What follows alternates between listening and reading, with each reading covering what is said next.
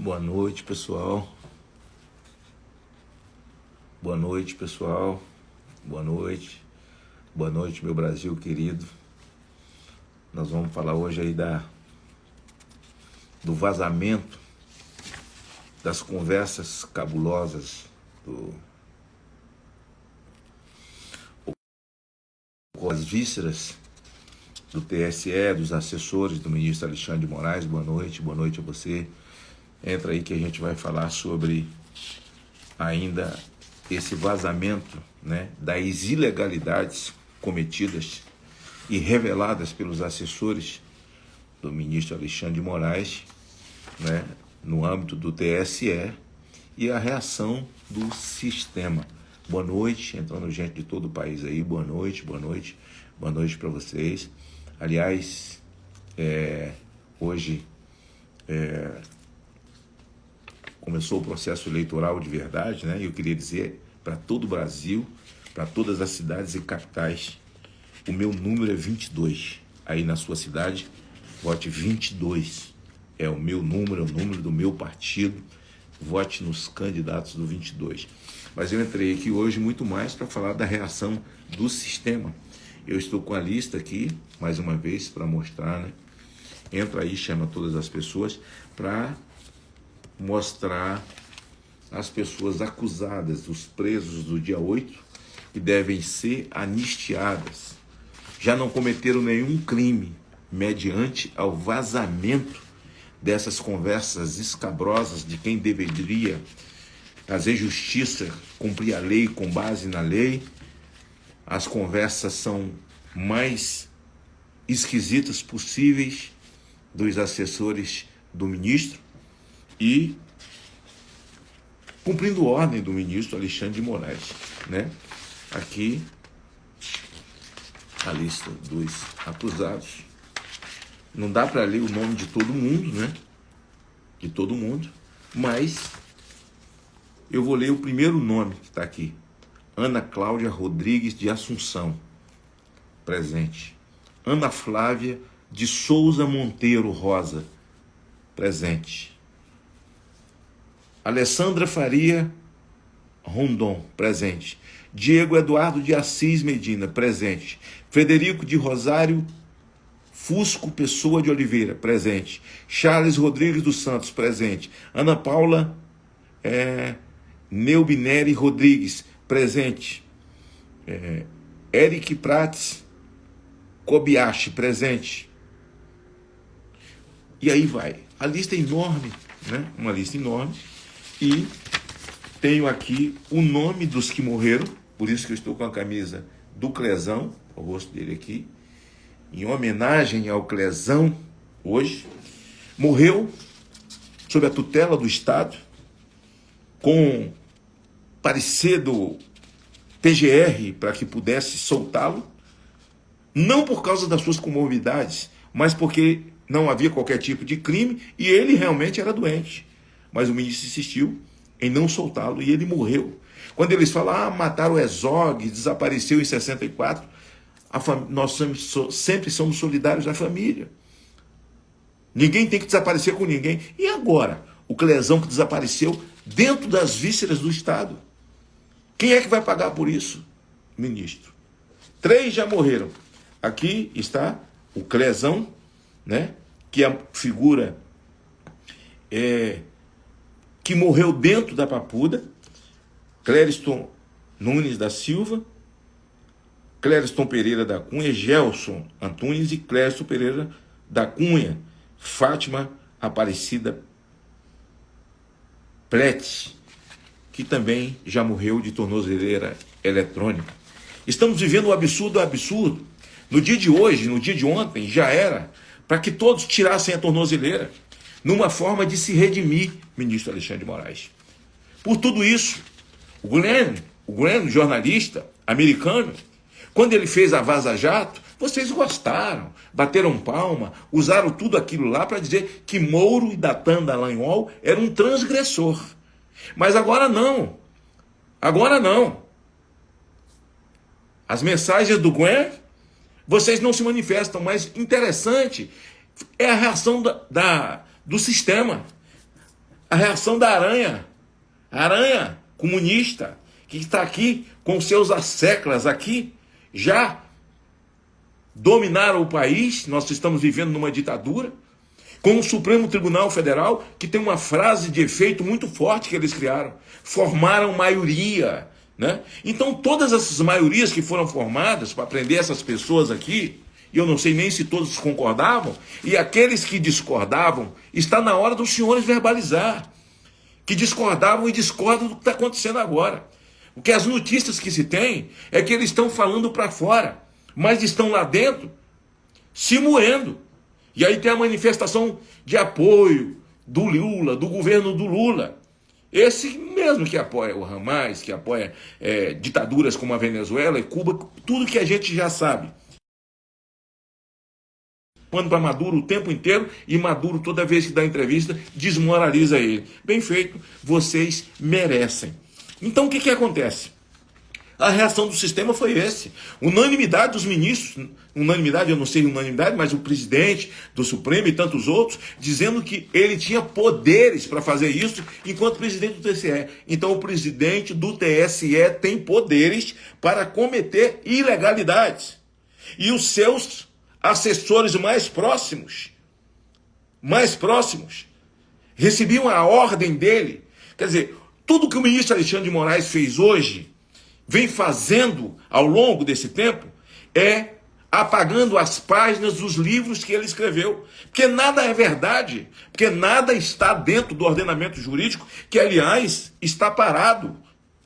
Foi jogado no lixo o ordenamento jurídico brasileiro. E agora, ministro, seria a hora de você se manifestar, falando de uma forma muito clara como você consegue, como você fez, dando palestra uma vez, ao ser vaiado como ministro do Temer, pelo PT, pela esquerda. O senhor levantou a voz e disse, né, se defendendo, de que eles é que haviam roubado milhões do Brasil, destruíram o Brasil, se defendendo. Quando foi vaiado pelo PT, o senhor disse dos milhões que eles haviam roubado, subtraído do país, e que tudo estava aprovado na Lava Jato. Tantas vezes o senhor fez isso. Deixa eu te lembrar outra coisa. Na sua sabatina, o seu amigo Randolfo Rodrigues hoje, também a deputada federal, que era senadora ministra Gleisi, que foi ministra também de Dilma, e hoje deputada federal, presidente do PT, juntamente com Lindbergh e tantos outros, lhe atacaram. Foram de gabinete em gabinete dizer que você era o advogado do PCC. Eu recebi uma pilha assim. Eu lhe mostrei, aliás, Alexandre de Moraes. Alexandre de Moraes, eu mostrei a você a caixa de denúncias que eu recebi contra você. Mas eles te atacaram. E agora todos vocês estão juntos. Mas chegou uma hora que não fomos nós que falamos, ministro Alexandre de Moraes. Foram os seus assessores, os seus aliados, aqueles que convivem com você, aqueles que executam as ordens suas. Então não encontraram nada contra Constantino. A minha solidariedade é a Constantino, preso político, a quem o senhor chamou de pseudo-jornalista. Assim, se eu pudesse te dar um conselho, se eu mandasse em você, eu mandava lavar a boca. Se eu pudesse te dar um conselho, te diria para pedir desculpa ao rapaz. Pseudo-jornalista? Quem não conhece Constantino?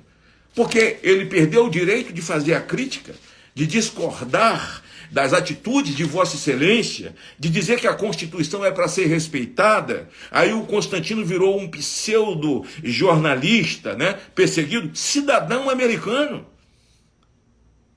Eu peço desculpas ao Constantino em nome do Brasil que está aqui, desses brasileiros que continuam lutando. Alan dos Santos também não é jornalista, para vocês é chamado de blogueiro bolsonarista, que está fugido, porque também no Terça Livre não podia discordar de Vossa Senhoria, de Vossa Prepotência. Eles não podiam discordar. Então se tornaram isso também exilados nos Estados Unidos. E agora a conversa fiada de que estão usando as famílias, os filhos. Para com isso, ministro. A nossa solidariedade a todos eles, ao Constantino, ao Alan dos Santos, ao Paulo Figueiredo. Paulo Figueiredo, para quem não sabe, é neto de João Figueiredo. Figueiredo, quando fez a anistia, a classe política, aí eu não tinha nem mandato ainda, fazendo um esforço tremendo para que ele, a classe política no Brasil, fizesse uma anistia e trouxesse os presos políticos que foram presos em 64, quando eles dizem que foi a ditadura. Não, foi a Marcha da Família, que foi às ruas comandada pela CNBB, para que o Brasil fosse livre do comunismo. Aliás, hoje, um esquerdista chamado Fernando Gabeira fala a mesma coisa. Esquerdistas falam a mesma coisa, que eles queriam ditadura do proletariado. E hoje, eles conseguiram a ditadura do proletariado. Nós estamos vivendo nessa ditadura. Aí vem o Paulo Figueiredo, um jornalista competente, preparado, cheio de conteúdo e com coragem. Como um homem de verdade, tem que se postar em nome da verdade, sem fazer jogo, sem escorregar, sabe? Sem vender a sua alma, sem vender a sua capacidade. Fala. Podia estar num grande órgão de imprensa, todos eles, se tivesse se vendido, se curvado, se não tivesse alma e sensibilidade, porque esses caras, parece que a alma deles é dinheiro. Essa velha mídia é dinheiro, eles são movidos a dinheiro. Eles estão se preocupando com uma mulher, mãe de família, que pegou 17 anos de cadeia. A média dos condenados aqui é de 14 a 17 anos. 14 a 17 anos, pena que eles não dão para traficante. Traficante está solto. Quem roubou o Brasil está solto, operando. A Odebrecht está operando. Emílio Odebrecht e seu filho estão operando. Marcelo Odebrecht. Denunciaram, contaram, deram nome. Joesley Batista contou a história do Lula. Como é que ele deu dinheiro para o Lula, como ele abriu as contas para o Lula. Mas está aí de inocente o Lula de inocente, operando com o dinheiro do povo brasileiro e faltando tudo já nos supermercados no Brasil. Tudo muito pelo olho da cara. Eles não estão se importando que a empresa fechou, a loja fechou, tem desemprego, as pessoas estão passando fome, estão indo para a rua. Eles estão cumprindo direitinho o programa de governo deles. O partido, como em toda ditadura, uma casta vive nababescamente, enquanto os outros vivem de cesta básica. 17 anos, ministro. Depois que vazou essa conversa dos seus assessores, e o Glenn tem matéria aí, eu soube, até para o dia 22, são 6,1 gigabytes, né, de conversas. É possível que mais coisas possam aparecer. Por que o senhor não antecipa? Com uma canetada pede perdão ao Brasil. Não é que o senhor vai se livrar da maldade que fez, porque a honra, a saúde dessas pessoas. Tem mais de 200 pessoas dessas condenadas de tornozeleira que estão na Argentina. Mas como os venezuelanos que vêm para cá estão lá passando necessidade, sofrendo e longe da família. Jornalista Oswaldo Eustáquio, que vocês chamam de blogueiro bolsonarista, jornalista. Onde é que está a classe? Quem defende quem?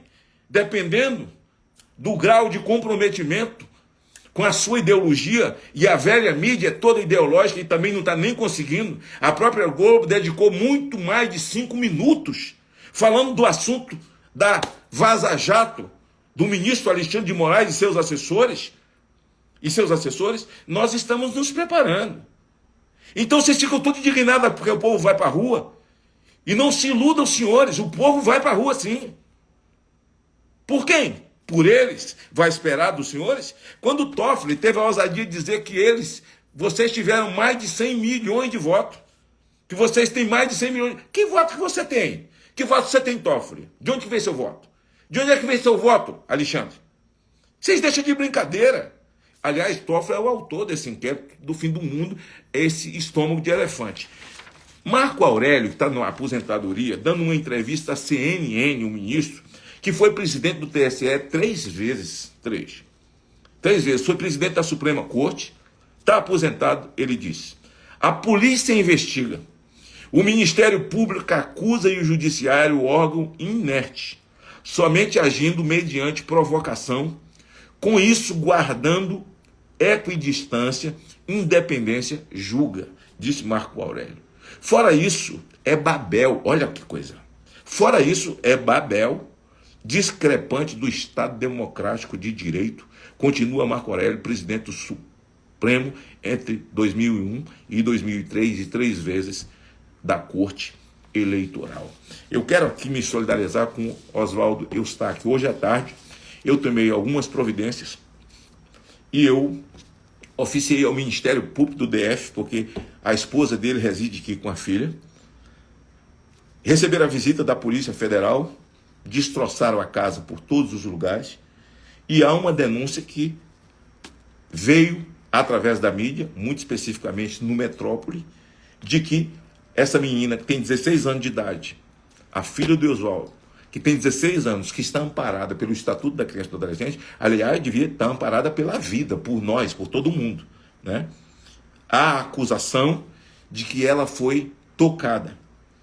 Bom, eu estou pedindo informação ao diretor-geral da Polícia Federal sobre as acusações que pairam sobre os policiais que lá foram. Estou pedindo explicação, e em havendo a verdade, é preciso que as providências sejam tomadas, e o Ministério Público também. E o Ministério Público é a promotoria da infância e da adolescência, visto que Mariana tem 16 anos. Onde nós chegamos? No dia em que vazou os áudios dele, no dia seguinte, eles receberam em casa essa operação. Foi hoje também, viu, gente, que Nicolas foi para uma audiência para se explicar ou para fazer um acordo, porque chamou Lula de ladrão. Eu quero dizer que quem chamou Lula de ladrão foi o ministro Gilmar Mendes. Quando Moro começou a prender que Moro era um brilhante ministro, um brilhante juiz para eles e corajoso, ele chamou de cleptocracia o Brasil. Está vivendo uma cleptocracia, ou seja, um país de ladrões. Mas eles mesmos descondenaram o Lula, acabaram com a segunda instância, e ele disse, sem o Supremo não haveria o Lula, disse o ministro Gilmar Mendes, que chamou de cleptocrata. Cleptocracia. O cleptocrata hoje é presidente do Brasil, ou o ditador do Brasil, como vocês queiram. E o Nicolas agora vai ter que pagar porque chamou o ladrão de ladrão. Na verdade, nem o Fachin tirou os crimes dele, ô ministro. Pelo amor de Deus. O ministro Zanin, enquanto advogado, arrumou uma filigrana geográfica. Os crimes foram cometidos, mas não foram em Curitiba. Então o foro está errado. Tem que começar em Brasília. Não foi filigrana jurídica, até porque não tem nada jurídico no Brasil para ter filigrana, né? Então, 100 milhões de votos. Você teve 100 milhões de votos, Toffoli. Você teve. O Fux teve 100 milhões de votos. O cálculo dele é que o presidente teve os votos, indicou então ele que era da AGU, e ele virou ministro. Então ele é dono desses 100 milhões de votos e não tem satisfação para dar para nós. Então veja, Rui Barbosa dizia que a pior das ditaduras, o patrono do Senado, é a da justiça, do judiciário, porque contra ela ninguém pode. Rodrigo Constantino, em nome dos brasileiros, Alan dos Santos, Oswaldo Eustáquio, Paulo Figueiredo, continue na resistência. Nós continuaremos na resistência. Enquanto os deputados recolhem assinaturas para uma CPI, ou digo, para um impeachment, até porque nós, senadores, é que julgamos, somos os juízes em caso de impeachment. Então, partindo dos deputados, eles nunca vão alegar que há ilegalidade por sermos juízes, senão nós vamos fazer igual Alexandre de Moraes. Nós somos os ofendidos, nós vamos investigar e nós vamos sentenciar, que é o que ele faz, é o que ele vem fazendo. Aliás, o meu abraço também, a solidariedade a Daniel Silveira, que está preso há 3 meses atrás. Eu oficiei ao ministro para visitar Daniel, não tive resposta, agora assinei juntamente com pouco mais de 30 senadores para pedir para 30 senadores pedindo para um homem só, que infringiu a lei e a Constituição, o direito de poder visitar Daniel Silveira, que está preso sem cometer crime, ancorado, encostado no artigo 53 da Constituição, foi violado. Aliás, quem está me ouvindo aqui, Daniel Silveira está preso pela mão de deputados federais. Foi pela mão de Moraes? Foi. Moraes violou o artigo 53, pediu a prisão dele, mas mandou para a Câmara. Tem que dividir essa responsabilidade. E veja quem foi o deputado do seu estado que votou pela prisão de Daniel Silveira.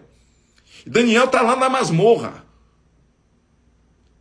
O tempo que ele está lá já poderia ter tido progressão de regime, mas o ministro nega. Ministro, já deu. O senhor está exposto. O rei está nu.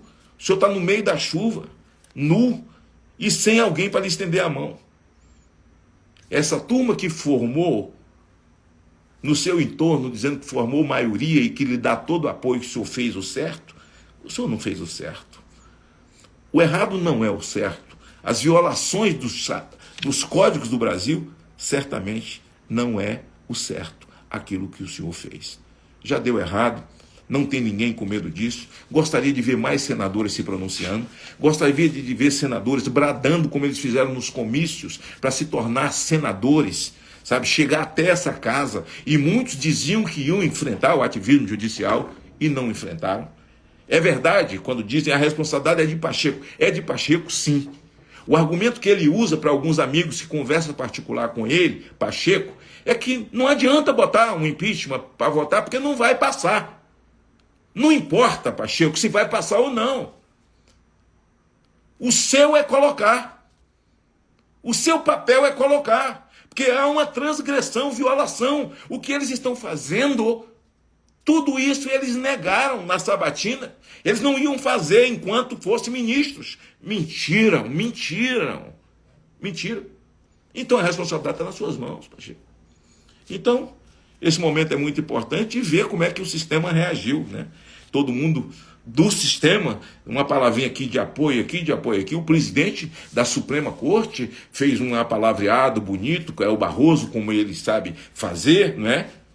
O advogado de César Battisti, o advogado da Marcha da Maconha, que defende toda essa desgraceira toda, aquele que nos chamou de mané, e a mulher que escreveu na estátua, perdeu mané, pegou mais de uma dezena. Está condenada. O senhor chamou todo mundo de mané, ninguém te condenou. Os seus colegas não tomaram nenhuma atitude. Então veja, gente, onde é que nós estamos vivendo. Eu entrei nessa live hoje para falar da reação do sistema. Como o sistema reagiu. Mas também fico feliz de ver como alguns outros têm reagido. Alguns presidentes de OAB, ver a reação dos conservadores de fato na Câmara Federal, que sem medo tem assumido a tribuna, tomado posição. Citar nome aqui seria deixar outros para trás. A minha casa é o Senado, né?